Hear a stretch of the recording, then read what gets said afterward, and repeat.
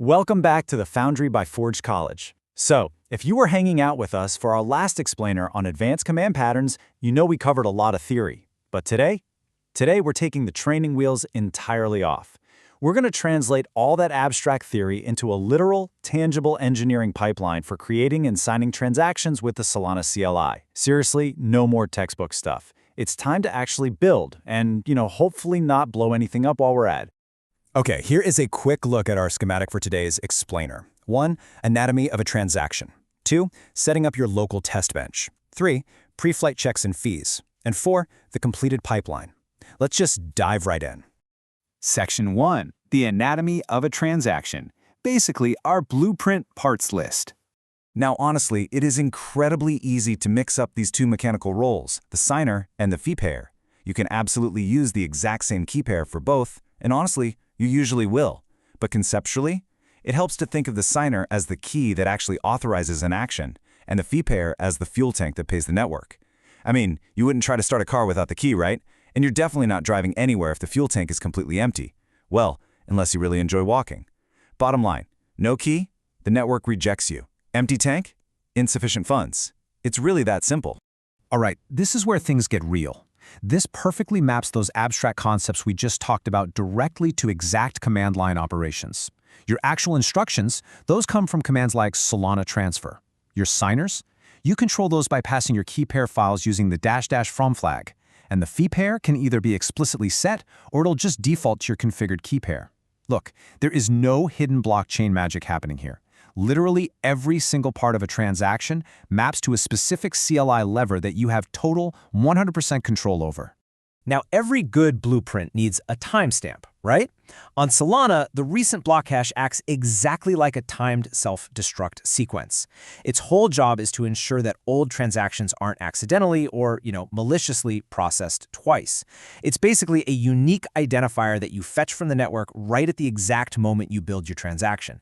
It essentially tells the network, hey, this transaction was created right now, not last week. And because of that, there is a very strict allowable window for that block hash. Say you fetch a block hash at 0 seconds. You start constructing your transaction, but then, you get distracted by a cat video or step away to grab a coffee. By the time you come back to submit it, that block hash is totally stale. It expires just like an old carton of milk, usually in about a minute or so, and the validator will just flat out reject it. So the big takeaway here, keep your construction and signing cycles incredibly tight. Moving right along to Section 2. Your local test bench. Let's assemble this mechanism. Following this exact 4-step assembly line pretty much guarantees you'll get a valid transaction artifact, and it proves you've supplied the right signer and enough fees. Step 1, we just use Solana keygen to generate our sender and recipient keys. Step 2, we use the Solana airdrop command to fill up our sender's fuel tank with some local test SOL. Step 3, we use Solana transfer to construct, sign, and submit the transaction all in one go. And finally, step 4, we verify our work using Solana confirm and checking the balances. As you dive into the more advanced programs in our Web3 learning tracks, you are going to run this exact sequence hundreds of times. Seriously, it becomes your foundational testing loop. But hold on a second. Before we take our newly assembled mechanism and just shove it into a live production environment, we have to ask a critical engineering question. How do we actually catch explosions before they happen? And that brings us to Section 3, pre-flight checks and fees. Time for some safety diagnostics. So running a pre-flight check is essentially your safety simulation. Right before your transaction is officially submitted, the RPC node runs a complete mock version of it. If your fuel tank is completely empty or if your instruction data is just pure garbage, the simulation catches the explosion safely inside a box and throws an error immediately before anything hits the chain.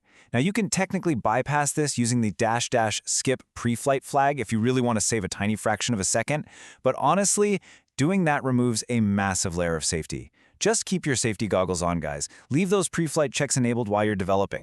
Right alongside pre-flight checks, you also need to manage your commitment levels. This is basically you telling the CLI exactly how long you are willing to wait to be absolutely sure the transaction is permanently written to the ledger. You use these flags to trade speed for certainty. Use a lower commitment level, like processed, when you want quick, snappy feedback on your local test bench. But you'll want to use a higher commitment, like finalized, when you're deploying to mainnet and your operations absolutely positively cannot fail or be reverted. All right, bringing it all home with Section 4, the completed pipeline and our key takeaways. Let's recap. By keeping your signing windows tight, you avoid those annoying stale block hashes. By running pre-flight checks, you catch fatal errors before they actually cost you anything. And by mastering your commitment levels, you perfectly balance speed with rock-solid security. Do all that, and you'll be perfectly prepared for the next lesson in this track, invoking custom on-chain programs. But before you jump into that, now that you actually have the power to construct and submit perfect custom transactions completely from scratch, what are you going to build first? And maybe more importantly, what are you going to break while trying? To answer that, and to check out our massive library of Web3 resources, be sure to head over to forge.college. Thanks for hanging out with me for this explainer, and I'll catch you in the next one.